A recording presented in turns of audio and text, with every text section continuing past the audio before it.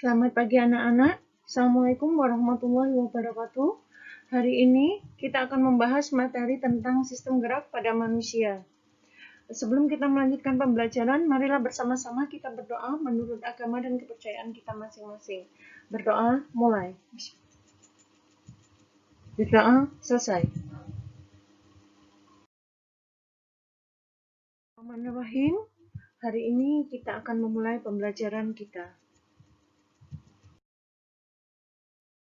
Bahas tentang sistem gerak, ada sesuatu yang ingin saya sampaikan sebagai motivasi bagi kalian. Jangan melihat orang sukses dari kondisinya hari ini, tetapi tanyakanlah bagaimana perjuangannya untuk sampai pada kesuksesannya hari ini.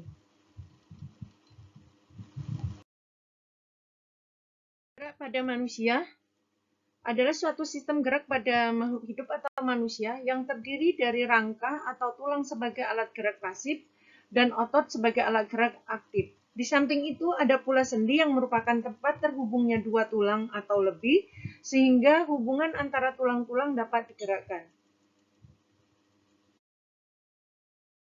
Kita membicarakan tentang tulang, maka kita akan bicara tentang rangka. Apa itu rangka? Rangka merupakan susunan tulang yang saling berhubungan dan mempunyai fungsi utama, yakni sebagai alat gerak pasif, yang artinya tulang hanya bisa bekerja atau bergerak apabila ada bantuan dari otot. Tulang juga berfungsi sebagai penopang tubuh, tempat menempelnya otot, melindungi organ dalam tubuh, dan tempat pembentukan sel darah merah maupun sel darah putih. Kita akan membicarakan tentang fungsi rangka. Fungsi rangka adalah pertama memberi bentuk tubuh, kedua sebagai alat gerak pasif, ketiga melindungi organ tubuh yang bagian dalam, keempat tempat melekatnya otot rangka, kelima menunjang tegaknya tubuh, keenam tempat pembentukan sel darah, ketujuh tempat menyimpan mineral terutama kalsium.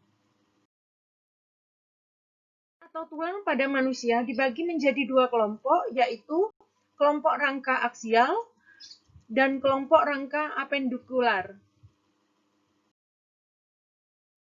Rangka yang melindungi otak adalah tulang ubun-ubun, tulang pelipis, tulang dahi, tulang kepala belakang, tulang tapis, dan tulang baji. Tulang-tulang wajah itu terdiri atas tulang rahang atas, tulang pipi, tulang rahang bawah, tulang hidung, tulang langit-langit, tulang konka nasal inferior, tulang air mata, tulang mata baja. Belakang terdiri atas tulang leher, tulang punggung, tulang pinggang, tulang kelangkang, dan tulang ekor. Terdiri atas tulang martil, tulang landasan, tulang sagurdil. Terdiri atas tulang selangka, tulang belikat. Anggota gerak atas adalah tulang lengan atas, tulang pengumpil, tulang hasta, tulang pergelangan tangan, tulang telapak tangan.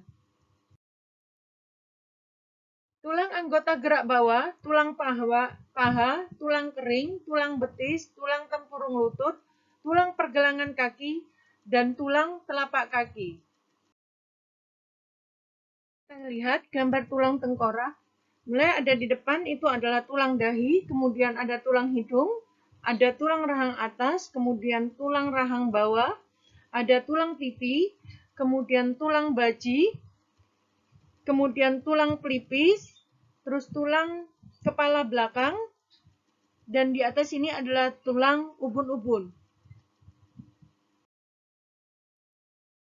Tulang tengkorak terdiri dari 28 tulang yang bisa dibagi menjadi tulang wajah dan tulang kranium. Salah satu fungsi utama dari tulang tengkorak adalah melindungi otak serta organ-organ indera seperti mata, telinga di bagian dalam. Tulang yang menyusun kranium akan membentuk hubungan antar tulang yang begitu rapat pada sendi yang disebut dengan sutura. Ini saya tampilkan gambar tulang belakang, di mana tulang belakang terdiri atas 7 ruas tulang leher, 12 ruas tulang punggung, 12 ruas tulang pinggang, kemudian ada tulang sarkum, tulang ekor. Di depannya tulang sarkum itu ada tulang kalangkang.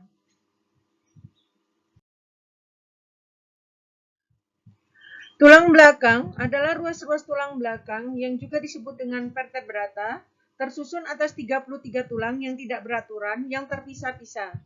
33 tulang tersebut terdiri atas 7 ruas tulang leher atau cervix, 12 tulang punggung atau toraks, 5 tulang pinggang atau lumbar, 5 tulang kalangkang atau sacrum, 3 tulang ekor atau koksi. Di sini ditampilkan gambar tulang dada dan tulang rusuk. Terdiri atas tulang selangka, tulang belikat, tulang dada yang ada di tengah, kemudian tulang rusuk, ada rusuk sejati, kemudian ada rusuk melayang. Tulang dada atau tulang sternum akan menempel dengan tulang rusuk dan punggung. Ketiga tulang ini akan membentuk sebuah perlindungan untuk organ-organ penting di dalam tubuh manusia seperti paru-paru dan jantung. Sebagian besar orang mempunyai 12 pasang tulang rusuk yang akan tersusun atas 7 pasang tulang rusuk sejati, 3 pasang tulang rusuk palsu, 2 pasang tulang rusuk melayang. Tulang tungkai, ada 2 jenis tulang tungkai atas atau lengan, dan tungkai bawah atau kaki. Tulang lengan dibagi menjadi tulang lengan atas atau humerus yang berhubungan dengan tulang pada lengan bawah, tulang hasta atau ulna, dan tulang pengumpil atau radius. Tulang tungkai bawah atau kaki terdiri atas 3 bagian, yaitu tulang paha atau femur, tulang kering atau tibia, serta tulang betis atau fibula.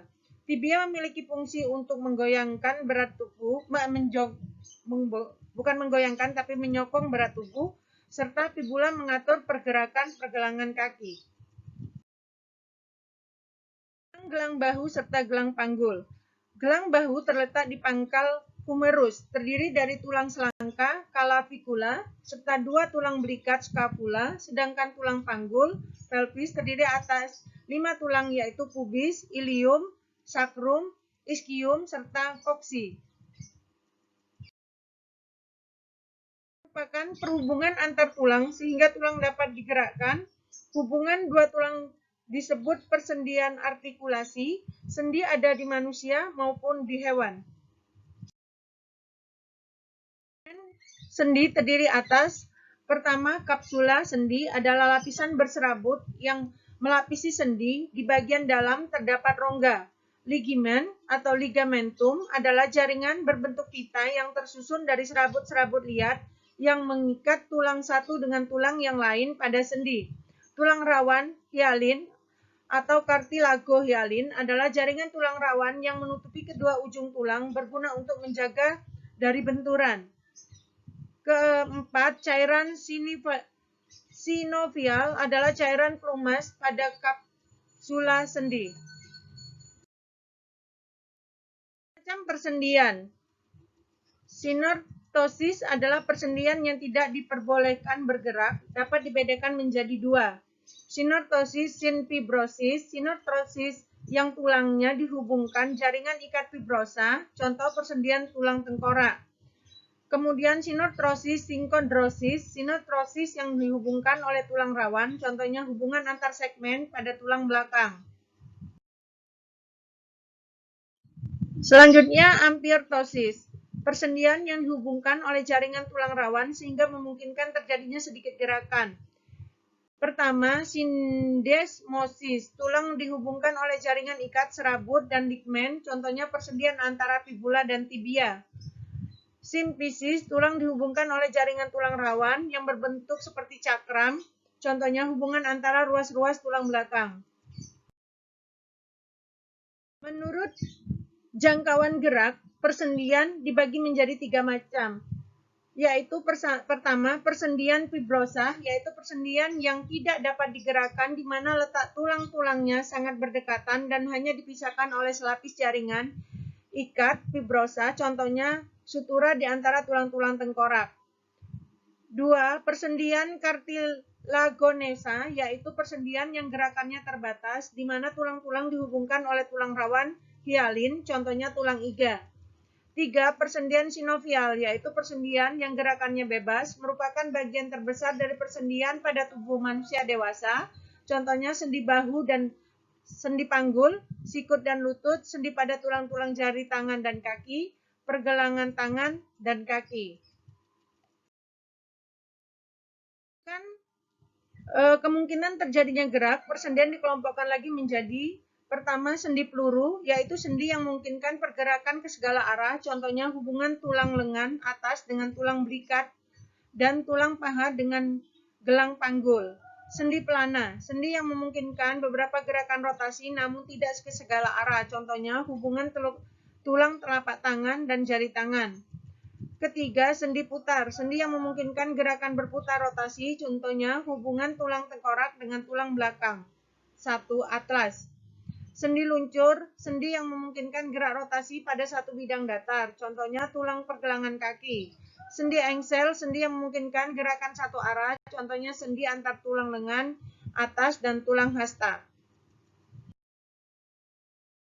Kita akan membahas alat gerak aktif atau yang biasa kita sebut dengan otot. Otot adalah alat gerak aktif karena memiliki kemampuan untuk berkonsentrasi dan juga relaksasi. Otot memiliki 3 jenis sifat yang harus kamu ketahui, yaitu kontraktilitas, otot bisa memendek ketika kontraksi. Ekstensibilitas, otot memanjang ketika relaksasi. Elastisitas, kemampuan otot untuk bisa kembali ke ukuran semula. Pembagian otot berdasarkan kerjaannya. 1. Otot antagonis. Otot ini menyebabkan terjadinya gerak antagonis atau lebih sering disebut gerak otot yang berlawanan. Contoh adalah otot bisep dan trisep pada lengan di bagian atas dan bawah. Otot sinergis. Otot ini menyebabkan terjadinya gerakan yang bersifat sinergis, yaitu gerak yang bersamaan pada satu arah. Kedua otot akan berkonsentrasi dan berrelaksasi secara bersamaan. Contoh gerak otot sinergis yang bergerak ketika tangan menengadah dan menelungkup. Gangguan pada sistem rangka atau sistem gerak yang pertama adalah osteoporosis. Osteoporosis merupakan kondisi di mana pembentukan jaringan tulang baru tidak dapat mengimbangi penghancuran jaringan tulang lama yang telah rusak. Hal ini akan membuat tulang menjadi lemah dan rapuh. Bagian tulang yang rentan mengalami kerusakan akibat osteoporosis adalah tulang belakang, pergelangan tangan, dan pinggul. Pada sistem rangka atau sistem gerak adalah raktitis atau osteomalacia. Raktitis dan osteomalacia dapat menyebabkan tulang menjadi lunak dan lemah, sehingga membuat penderita berisiko tinggi mengalami kelainan bentuk tulang dan patah tulang. Penyebab utama raktitis atau osteomalacia adalah kekurangan vitamin D yang berperan penting dalam proses penyerapan kalsium, yaitu zat pembentuk struktur tulang. Pada sistem rangka atau sistem gerak adalah infeksi tulang atau osteomyelitis. Osteomyelitis adalah peradangan pada tulang yang umumnya disebabkan oleh infeksi bakteri.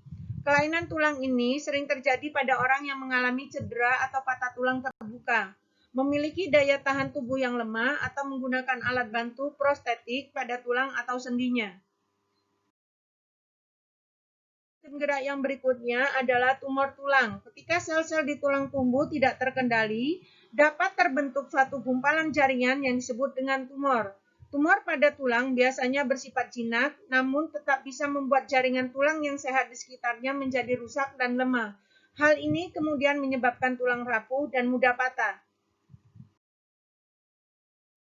Pada sistem gerak atau sistem rangka adalah penyakit Paget. Penyakit Paget merupakan kelainan kronis yang menyebabkan tulang tumbuh lebih cepat namun rapuh. Akibatnya tulang mudah mengalami kerusakan dan perubahan bentuk. Belum diketahui dengan pasti apa penyebab penyakit Paget. Namun banyak ahli menduga bahwa faktor lingkungan dan genetik merupakan penyebab tulang tumbuh terlalu cepat dan lemah. Pada sistem rangka atau sistem gerak adalah osteogenesis atau imperfecta. Osteogenesis imperfecta (OI) adalah kelainan genetik yang diturunkan oleh orang tua, di mana formasi tulang tidak sempurna sehingga mudah patah. Selain patah tulang, OI juga dapat menyebabkan otot lemah, gigi rapuh, tulang belakang melengkung, dan hilangnya pendengaran. Materi kita tentang sistem gerak atau sistem rangka. Wassalamualaikum warahmatullahi wabarakatuh. Terima kasih anak-anak. Sampai jumpa.